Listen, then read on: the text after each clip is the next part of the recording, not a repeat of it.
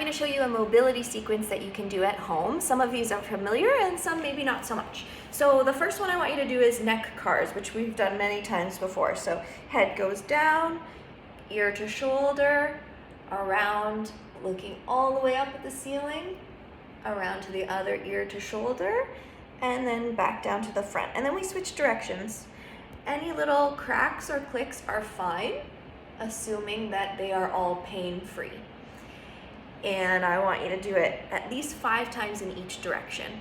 Next, you're gonna do a floor clock. So you're gonna lay on your side, you're gonna stack the hips, and you're going to try and let your hand touch the floor all the way around. Now, you keep the hips stacked, so if there's a point along the way where the arm comes up off the floor, that's okay. Again, I want you to do at least 5 on each side. And the idea is if I go really slow and I really push for it, by the time I'm on the 5th one, maybe I get a little bit closer to the ground. Same thing, any little cracks or clicks is fine as long as it's not hurting you in the moment. Next, I want you to do some 90-90 kneeling. So we're gonna come into this position with feet a little bit wider than hip distance. Go back and forth. This is what I call my 90-90s. So I'm going back and forth, and I'm allowing my hip to come up off the floor if it wants to, that's fine. It doesn't hurt when I'm doing this. And then after I've done a couple warm-ups like that, I'm gonna pause on the one side. I'm just gonna face you. So I'm gonna pause here, and I'm going to kneel up. I'm using this hip here to have myself come up into a butt forward, nice straight kind of position, and then I'm gonna slowly kneel back down. I want for my neutral spine to be as perfect as possible. So if this is my neutral, it's the same when I'm coming all the way up into this position, and it's the same as I'm coming down. The reason I say that is because, check this out, this would be normal, is that people get to about here and then they fold in half like this. So you do your best to keep that position, which is like the neutral spine and pelvis. Make sure you do both sides. So we're going kneeling up here too. Send me an email if any of these ones are hurting for some reason. Maybe the knee doesn't like it, maybe the low back doesn't like it. Let me know and I'll give you an alternative. Next, we are going to do a downward dog, and we're gonna walk the dog. So downward dog is like this. My biceps are right by my ears, and I'm going to put I'll show you my feet. I got my one heel closer to the ground, the other heel closer to the ground. This is called walking the dog. It's okay if the knees are not straight, but if you want a little extra hamstring stretch, then you straighten out those knees more as you press into the heel with that straight knee.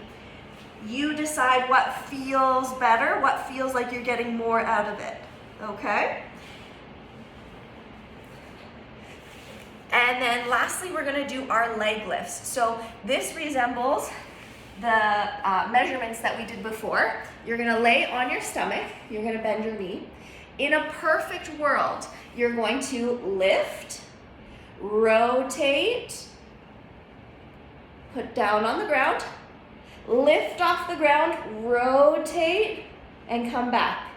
Now, if this is the beginning of your mobility journey, that's not gonna happen. But what you can do is lift your best, rotate, maybe the knee is sliding across the floor, but try not to lift in the pelvis. Like, try and keep your stomach on the ground as best you can. See how high you can get, and do your best to engage the side butt to pretend that you're gonna lift off. Pretend that you're gonna lift off until you can lift off. Because there's probably a point around here somewhere where it's possible to lift at least a little bit. So you're always gonna lift off as much as you can without hurting yourself and without rotating. And the more you do it, the more you'll be able to lift.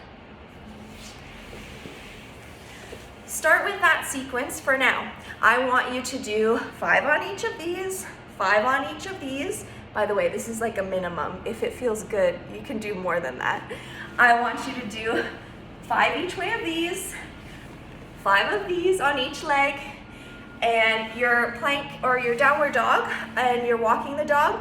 that's a preference. You can do it for 30 seconds, you can do it for a full minute, that's up to you. If it feels good, you can do it for longer, that's fine. And then I want you to try 5 on each of these, okay? See what you can do. The more the merrier, assuming that none of them are hurting you in the moment.